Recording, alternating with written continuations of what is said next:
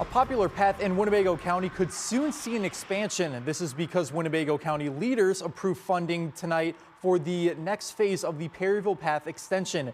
This project uses state grant money and county funding to lengthen the bike and pedestrian path farther north. Miriam Niesmeyer shows us what county leaders hope this next step brings to the community.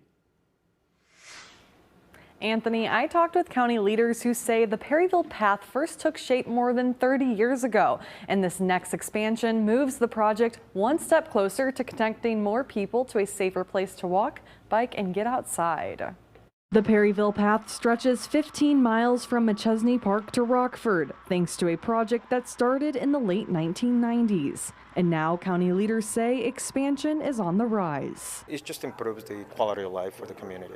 Thursday night, the Winnebago County Board approved funding to move its next extension forward. This is the last phase taken up to Roscoe, and with the intentions that it will connect to the inner bike paths of Roscoe and help those folks travel northward to the Wisconsin state line.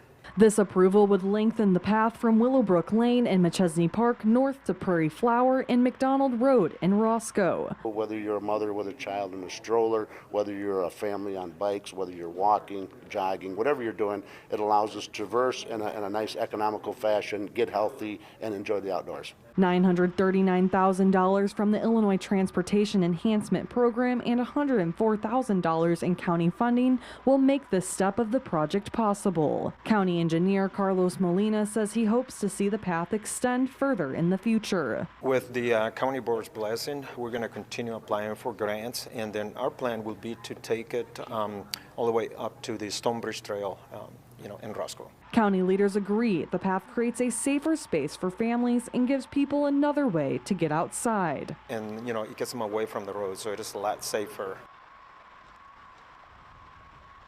Molina says the county needs engineering and state permits before work begins, but hopes construction starts in the spring of 2027. Molina adds this close to 1 mile addition should be finished later in 2027.